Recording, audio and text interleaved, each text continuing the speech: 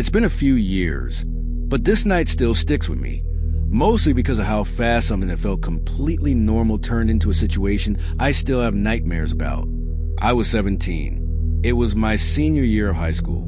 My parents were heading out of town for the weekend, and I figured it'd be the perfect time to throw an end-of-the-year party.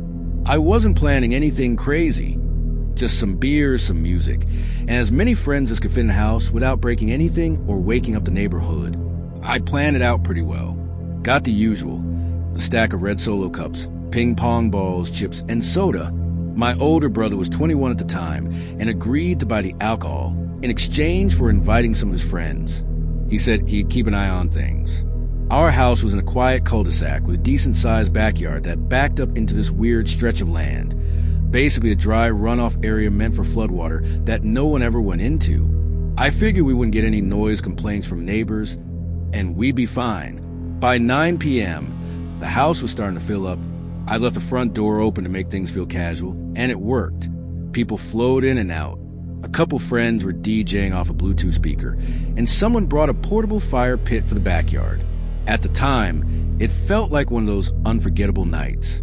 People I hadn't seen in months were showing up, catching up, laughing. But as it got later, the vibe shifted. By midnight, there were probably 60, maybe 70 people inside. More than I expected. But I figured as long as everyone stayed downstairs or in the backyard, it was manageable. Then I started noticing something weird. Faces I didn't recognize. Not just unfamiliar, like completely out of place.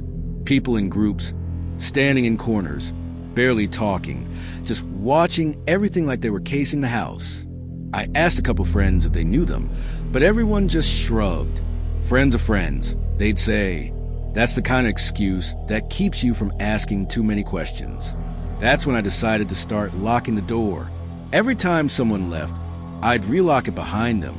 It wasn't a perfect system, but it felt better than letting just anyone walk in. Around 1:30 a.m., things had calmed down. Most people had left.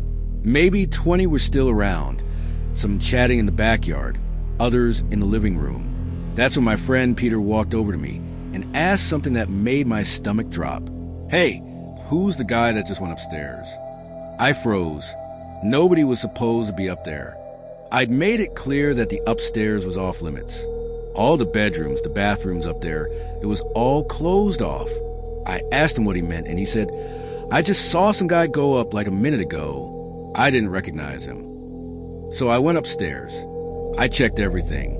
My room, my parents' room, the guest room, even the closets. Nothing. I went back down and told Peter there was no one up there. He looked me dead in the eyes and said, "I swear, someone's still up there." He wasn't the kind of guy to mess around or joke about something like this. So we both went back up, this time opening every closet, looking under every bed, even behind the shower curtain in the hallway bathroom. Nothing. I figured maybe he was just drunk, or maybe he'd seen someone heading toward the stairs, but they turned around. Either way, I let it go. By 2:30, everyone had left. The house was finally quiet. My brother had passed out in his room with the door locked. Peter and another close friend, John, were crashing on the couches downstairs. I was still wired from everything, even though I was exhausted. I went upstairs to brush my teeth and get ready for bed. As I stood in the bathroom, toothbrush buzzing in my mouth, I thought I heard something. A soft thump. Above me, I turned off the toothbrush and held still. Nothing. I waited another few seconds. Then I heard it again, this time clearer. A scraping sound, like something shifting across the attic floor. I'd never even been up there before. It was one of those attics you forget even exists. Pull cord in the hallway ceiling, no real insulation, barely even a ladder. I walked out and stared at the ceiling. My heart was thudding in my chest. Eventually, I reached up, grabbed the cord, and pulled it down. The folding attic ladder creaked open. The air that poured down was cold. Colder than it should have been. I turned on my phone flashlight and slowly climbed the steps. Everything was silent except for the wood creaking under my weight. Once I reached the top, I found a string for the attic bulb and gave it a tug. A single yellow light flickered on, casting long shadows across the space. Most of the attic was clutter, boxes, old furniture, random junk. But then something happened that made me stop breathing. One of the boxes near the far corner tipped over. Then I saw a movement. A crouched figure, quick and low, darted behind a stack of boxes. Just as I turned to leave, I heard a rustle behind me, like someone brushing past a plastic tarp. I didn't wait. I jumped down the stairs, skipped the last few steps, and slammed the attic door shut so hard it echoed. I ran down and shook Peter awake. "There's someone in the attic." He snapped up, groggy, but serious when he saw my face. "What?" "There's someone up there." I saw the move. He didn't question it. He just said, "Call the cops." I grabbed my phone and dialed 911 with shaking hands. I told the dispatcher that I thought someone was hiding in my attic and that we had no idea how they got in. As we waited, we tried pounding on my brother's door again, but he never answered. 2 officers showed up within 15 minutes. We led them upstairs. They climbed into the attic, weapons drawn, while we waited by the front door, trying not to panic. Then they came down, escorting 2 grown men. One looked like he hadn't bathed in weeks. Clothes torn, eyes sunken. The other one was cleaner, but way more unsettling. He didn't say a word, just stared straight ahead, like he wasn't even aware of what was happening. They didn't fight, didn't run. They just walked down like they knew it was over. The cops said they were likely homeless, possibly part of a group moving from house to house for shelter. But the thing is, they didn't look like they had just broken in. It felt like they'd been living up there, maybe even during the party. We never figured out how they got in. A window? Slipped in while the front door was open earlier? No idea. My brother finally came out of his room. When he heard the commotion, said he hadn't heard a thing all night. He handled the police report since he was a legal adult, and somehow we managed to keep everything from our parents. Needless to say, that was the last party I ever threw. You think you know who's in your house. You think you're in control. But house parties have this weird way of erasing boundaries. Someone slips in quietly and no one notices. No one questions them because everyone assumes they belong. That night, I learned the hard way. You never really know who's watching. And I've got 2 more stories that prove just how easily something fun can turn into something terrifying. If you ever had something strange happen at a party, or caught someone in your house who didn't belong, let me know in the comments. And if this story creeped you out even a little, hit that like button and subscribe for more real-life horror stories. 2 more disturbing house party encounters are still coming up. Stay tuned.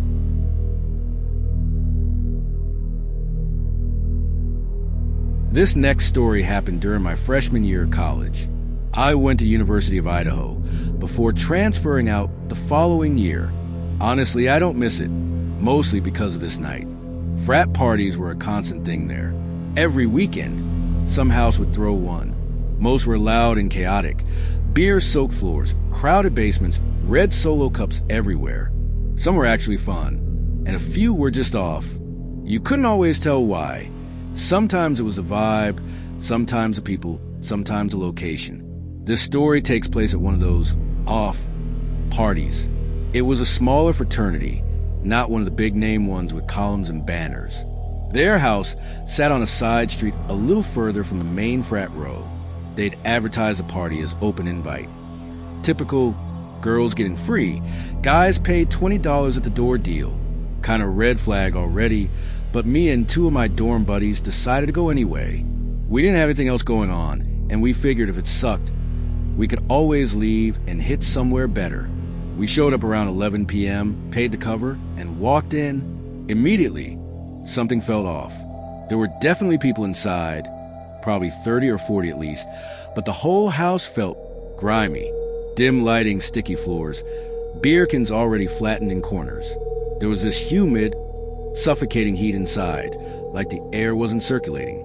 The music was loud, but nobody was dancing.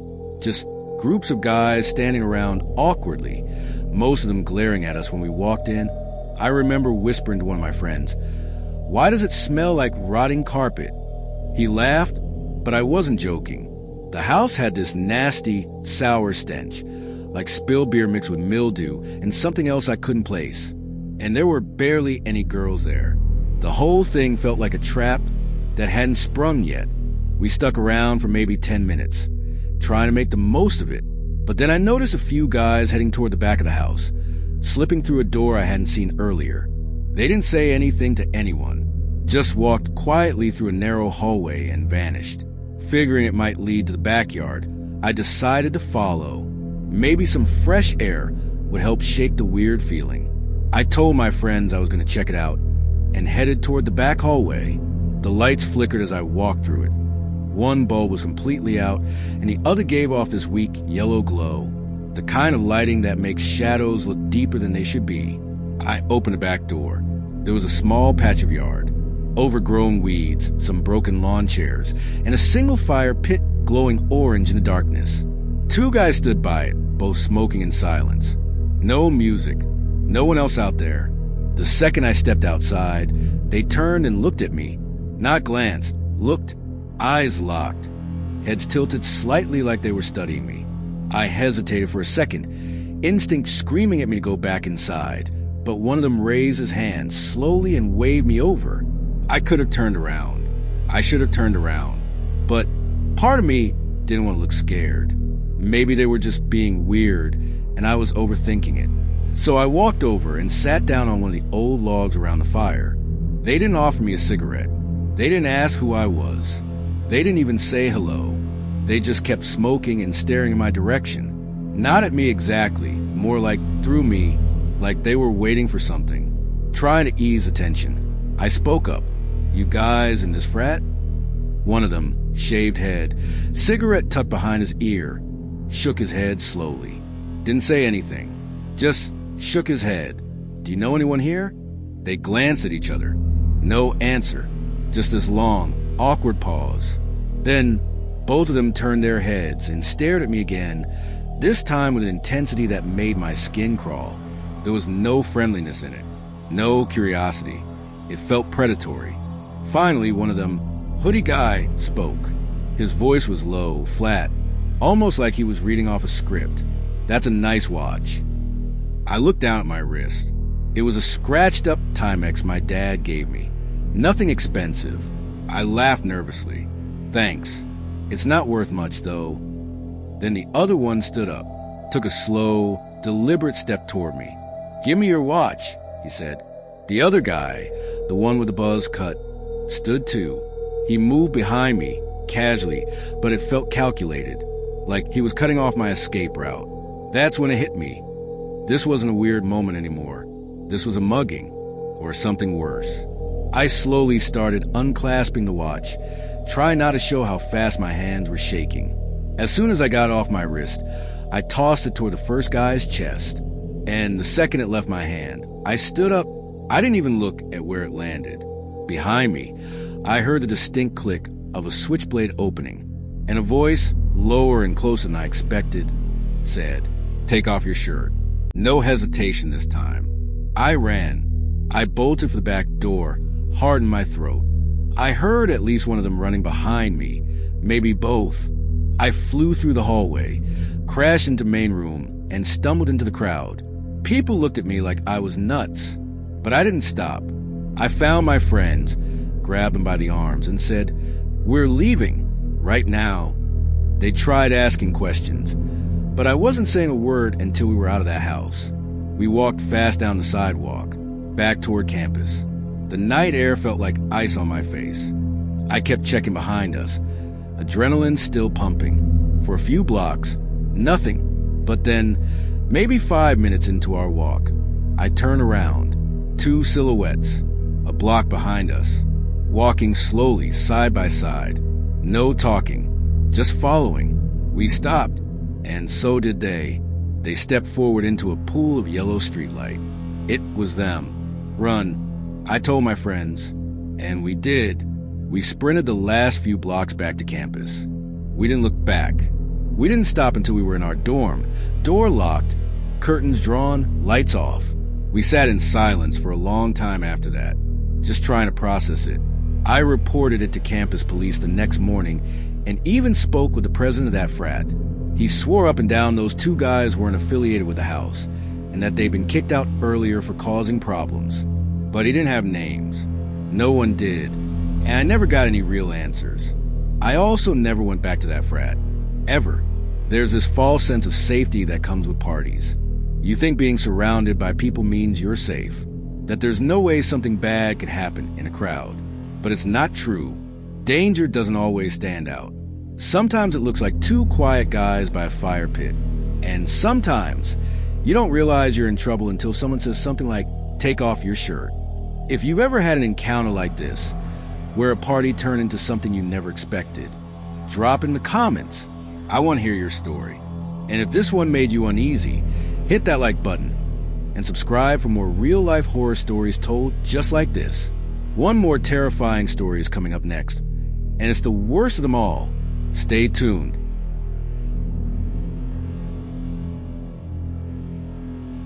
This happened when I was 19, during my sophomore year at a small college in Oregon. I lived off campus in a rental house with 2 roommates. It was a modest 2-story place. Peeling paint, squeaky stairs, drafty windows in winter. But it was ours. We split the rent 3 ways and made the most of it. One weekend that fall, we decided to throw a small get-together. Not a wild rager or anything, just some friends from campus, a couple girls from my psychology class, and some of my roommates' friends from the intramural soccer team. We picked up a few 6-packs, ordered pizza, and let the Bluetooth speaker play a steady stream of old-school hip-hop and 2000s party hits in the kitchen. The night was easygoing.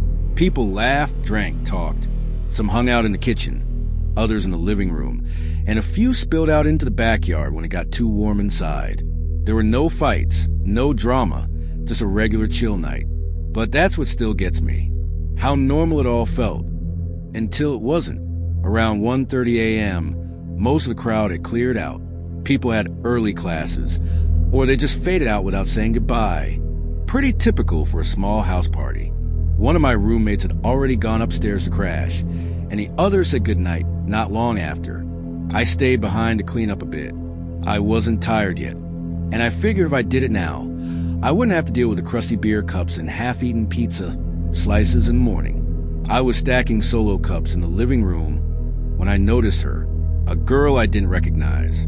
She was sitting by herself on our couch, kind of slouched, hood up over her head, staring down at her phone like she was waiting on a text. I hadn't seen her during the party, and none of my friends had mentioned bringing someone new. She looked our age. Long dark hair, oversized hoodie, jeans. Her face was pale, like she hadn't been out in the sun much. But what caught my attention most was how still she was. She hadn't moved since I first saw her. I walked over and asked, "Hey, you waiting for someone?" She barely looked up, just said, "Nah, I'm just hanging." Her voice was flat, casual, like we'd met before. I assumed maybe she'd come with someone who'd forgotten to tell her the party was over, or maybe she was waiting for a ride. Either way, I didn't want to be rude, so I left her alone and kept cleaning. 15 minutes passed, then 30. She still hadn't moved. The house was quiet now. No music, no chatter, no footsteps. Just her and me, and the dull hum of the refrigerator in the kitchen. Eventually, I walked back into the living room and asked, "Hey, do you need me to call you a ride or something?"